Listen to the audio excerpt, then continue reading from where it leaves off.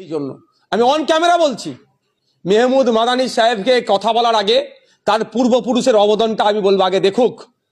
যেই সময় এদের পূর্বপুরুষেরা ব্রিটিশদের পা চাটছিল, তখন মেহমুদ মাদানী অর্থাৎ আমাদের পূর্বপুরুষেরা ব্রিটিশ সরকারের আমলে চাকরি করাকে হারাম 1921 সালে আমাদের পূর্বপুরুষেরা বলেছিল। এই মেহমুদ মাদানী সাহেবের দাদু হোসেন আহমদ মাদানী রহমতুল্লাহ বলেছিল, যখন এরা ব্রিটিশদের গুলামতি করছিল, ব্রিটিশদের দেওয়া টাকা দিয়ে এরা সংসার চালাচ্ছিল, আমাদের পূর্বপুরুষেরা আর এই মেহমুদ মাদানীদের পূর্বপুরুষেরা রেশমি রুমাল থেকে শুরু করে বিভিন্ন ভাবে কখনো আফগানিস্তান থেকে তুর্কিতে সৌদিতে বিভিন্ন দেশে বার্তা পাঠাচ্ছিল ব্রিটিশদের হাত থেকে ভারতকে কিভাবে মুক্ত করা যায়।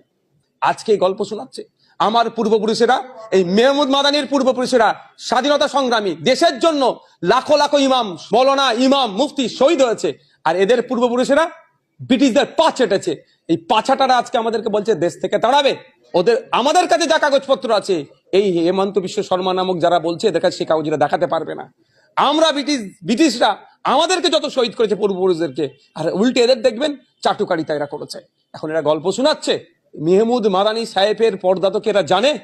1954 সালে ভারতবর্ষের পদ্মভূষণ যে পুরস্কার প্রথম শুরু হয়েছিল, তৃতীয় সর্বোচ্চ বেসামরিক নাগরিক সম্মান যেটা যারা পেয়েছিলেন, তার মধ্যে একজন হচ্ছে মেহমুদ মাদানী সাহেবের দাদু ছিলেন, পরদাদু ছিলেন হোসেন আহমদ মাদানী রহমতুল্লাহ আলাইহি। 2012 সালে মেহমুদ মাদানীর পরদাদুর নামে ডাক টিকিট চালু হয়েছিল।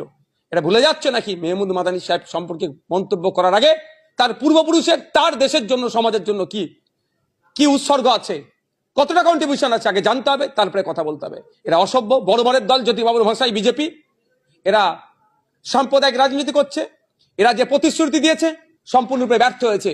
সেই ব্যর্থতা ঢাকার জন্য এখন হিন্দু মুসলমান বাইনারি করতে হবে। হিন্দু মুসলমান বাইনারি যখন ফেল হচ্ছে, সর্বভারতীয় ক্ষেত্রে যার নাম উজ্জ্বল, তাকে আক্রমণ করছে। এই আক্রমণ শুধু মুসলিম সম্প্রদায়ের উপরে নয়, এই আক্রমণ একজন স্বাধীনতা সংগ্রামী পরিবারের উপরে আক্রমণ। এই আক্রমণ আমরা মেনে নিতে পারবো না।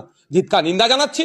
আশা করছি আগামী দিনে এই ধরনের অবাঞ্ছিত মন্তব্য করা থেকে হেমন্ত বিশ্ব শর্মা সাহেব তিনি সংযত হবেন। তবে দুর্ভাগ্যের বিষয়, এই হেমন্ত বিশ্ব শর্মার সাথে আমাদের রাজ্যের মুখ্যমন্ত্রী দার্জিলিং এ 2 ঘন্টা ধরে চা খেয়েছিলেন। এটা আমি দর্শক বন্ধুদের একটু জানিয়ে রাখতে চাই। যে যারা স্বাধীনতার জন্য জীবন প্রাণ উৎসর্গ করলেন, যে সংগঠন জমিয়ত উলামায়ে হিন্দ স্বাধীনতা আন্দোলনের গুরুত্বপূর্ণ ভূমিকা পালন করলেন, সেই সংগঠনের নেতাকে বাংলাদেশে পাঠানোর নিদান দিচ্ছেন বিজেপির মুখ্যমন্ত্রী। তার জন্য তো চরম প্রতিবাদ করছি আমরা, ধিক্কার জানাচ্ছি।